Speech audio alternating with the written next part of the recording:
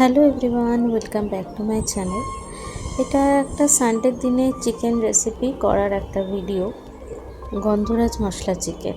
যার জন্য দেখতেই পাচ্ছ 4টে পেঁয়াজ নিয়ে নিয়েছি, একটা গন্ধরাজ লেবু, এর মধ্যে রয়েছে 1 ইঞ্চি একটু বেশি মতন আদা, আর তার সঙ্গে পুরো 2টো রসুনের কোয়া, আর তার 3-4টে মতন শুকনো লঙ্কা।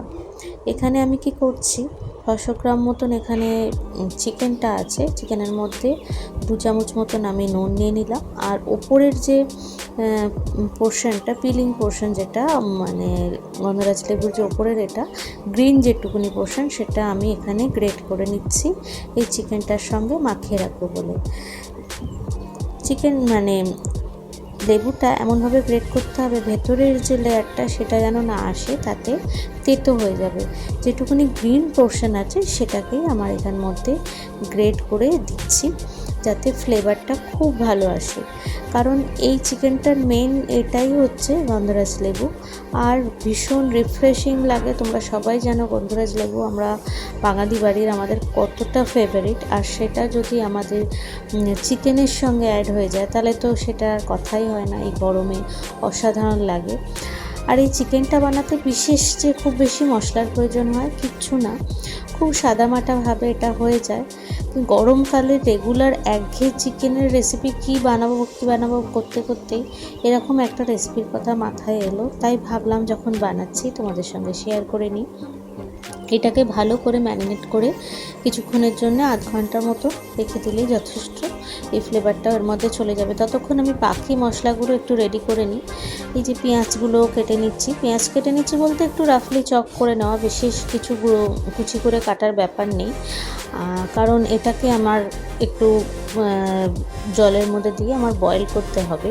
আচ্ছা, তোমাদের বাড়িতে সানডে হলেই কি চিকেন হয়? আর চিকেন হলে সেটাকে এক এক দিন এক এক রকম খেতে ভালোবাসো, না মনে হয় সানডেতে গিয়ে একটু বাইরে গিয়ে খাওয়া দাওয়া করে রিল্যাক্স করি? হ্যাঁ, বাইরে খাওয়া দাওয়া করতে মাঝের মধ্যে খারাপ সবার লাগে তা নয়, আমারও ভালো লাগে। কিন্তু ওই যে গরমের কথা মাথায় রেখে, শরীরের কথা মাথায় রেখে যখন মনে হয় ঘরের যতটা খাওয়া যায় ততটাই মঙ্গল।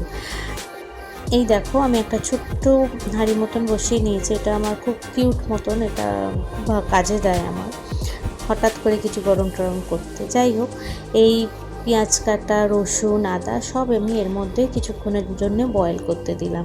মানে ওই যে উগ্র একটা গন্ধ থাকে না আদা পেঁয়াজ রসুনের, সেই গন্ধটা মানে যাতে লেবুর সঙ্গে ওই গন্ধটা একদম না হয়ে যায়, তাই জন্য ওপর থেকে ওই জলটা ফেলে দিলে ওই উগ্রতাটা চলে যায়। তো ওটা আমি গরম করে ফোটাতে দিয়ে দিয়েছি, আর এখানে আমি একটু তেল গরম করতেও দিয়ে দিলাম। তেলের পরিমাণটা যে খুব বেশি দিচ্ছি তা নয়, মোটামুটি মতন। এদিকে আমার এটা একটু গরম হয়েও মানে ফুটে মতন গেছে। একটা ফুট হয়ে গেলে আমি এটা নামিয়ে নেব। এবার দেখো, এটাকে আমি তুলে, দেখো প্রচণ্ড গরম, তো এই অবস্থায় মিক্সারে দিয়ে রাখছি, কিন্তু এখনই বাটবো না, কারণ এটাকে একটু ঠান্ডা হতে দিতে হবে, না হলে একদম গন্ডগোল হয়ে যাবে যাকে বলে। যাই হোক, তোমরা সবাই এটা জানো গরম অবস্থাতে কোনো রকমভাবে কোনো মশলাই বাটাটা ঠিক নয়। তাই আমি এই গরম জলের থেকে যেটা ফুটে গেছে সেটা তুলে ওই জলটা ফেলে দেবো। এটা অনেকে গ্রেভির জন্য ইউজ করেই নিতে পারে, তবে আমি দেবো না, কারণ ওই উগ্র গন্ধটা আমি এই মধ্যে চাইছি না। আর এই যে শুকনো লঙ্কা, আমি গুঁড়ো লঙ্কা একদম ইউজ করছি না এটার সঙ্গে। এই শুকনো লঙ্কা, এটার মধ্যে তোমরা কাঁচা লঙ্কাও দিতে পারো, আমি শুকনো লঙ্কাটাই দিলাম কারণ কাঁচা লঙ্কাটা আমার শেষ হয়ে গেছিলো। তা যাই হোক, তো এর মধ্যে আমি 3-4টে মতন আমি কাঁচা লঙ্কা, শুকনো লঙ্কা দিয়ে দিলাম বাটার জন্য। আর এখানে আমার আলাদা করে একটু কুচো করে রাখা পেঁয়াজ দিয়ে মাখানো ছিল ব্ল্যাক পেপার মানে গোলমরিচের সাথে, কারণ একটু ঝাল ঝাল যাতে হয়, মানে ঝাল ব্যাপারটা, ঝাল টক ব্যাপারটা না হলে তো এটা জমবে না, ঠিক তোমরা বুঝতেই পারছো।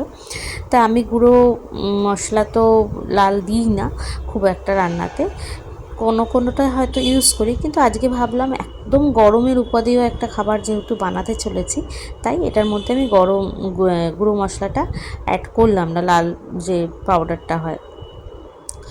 এবার আমি মাখিয়ে রাখা চিকেনটা এর মধ্যে দিয়ে দিলাম, কুচনো পেঁয়াজটা হালকা একটু নাড়িয়ে চাড়িয়ে ভাজা না হয়ে যাওয়ার পরেই আমি এটা এর মধ্যে দিয়ে নাড়াতে থাকবো যতক্ষণ না এই চিকেনের কালারটা চেঞ্জ হচ্ছে। কারণ এই যে ফ্লেভারটা, যে গরম গোলমরিচের ফ্লেভারটা এর মধ্যে আস্তে আস্তে ঢুকছে, আর এই কালারগুলোও আস্তে আস্তে চেঞ্জ হচ্ছে। এর মধ্যেই আমি মিক্সচারে বেটে নিয়েছি, ওটা ঠান্ডাও হয়ে গেছে, আমি মিক্সটা বেটেও নিয়েছি। এবার ধীরে ধীরে এর মধ্যে আমি মশলাগুলো দিতে থাকবো। এই যে এখানে আমার আদা, রসুন, পেঁয়াজ যেটা বয়েল করে রাখা ছিল সেটাকে ঠান্ডা করবার পর আমি এটা বেটে নিয়েছি, দিয়ে এটার মধ্যে এটা দিয়ে দিলাম চিকেনটার মধ্যে। এরপরে ধীরে ধীরে গুঁড়ো মশলাগুলো আমি দিয়ে দেবো। গুঁড়ো মশলা তো সেরকম কিছু এর মধ্যে পড়ছে না, শুধু জিরে ধনে গুঁড়ো, যেটা ঘরেই গুঁড়ো করে রাখা থাকে আমার সব সময়, আমার রান্নার ভিডিও তো তোমরা দেখেই থাকো।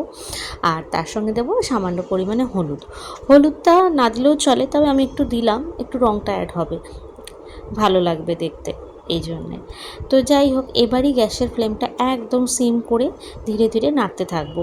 কারণ এটাতে তো আমি আর এক্সট্রা তেল একটুকু দেবো না, যেহেতু একদম প্রচণ্ড গরমের জন্যে এরকম একটা রান্না ভীষণ ভালো লাগে। তবে তেল মশলা যতটা কম দেওয়া যায় ততটাই রান্নাটা শরীরের পক্ষে ভালো হয়, তাই না? রেগুলারের ঘরোয়া রান্না আমাদের তো মাথায় রাখতেই হয় যে ঘরোয়া যখন রান্না আমরা করি তখন শরীরটাও যাতে সেই রান্নাটা খেয়ে খারাপ না হয়, আর অথচ সুস্বাদুও হয়। এবার দেখো, খানিকক্ষণ আমি এটাকে কষিয়ে নেওয়ার পর কিছুক্ষণের জন্য আমি এটা ঢেকে দেবো, যাতে এটার মধ্যে থেকে জলটা একটু বেরিয়ে আসে।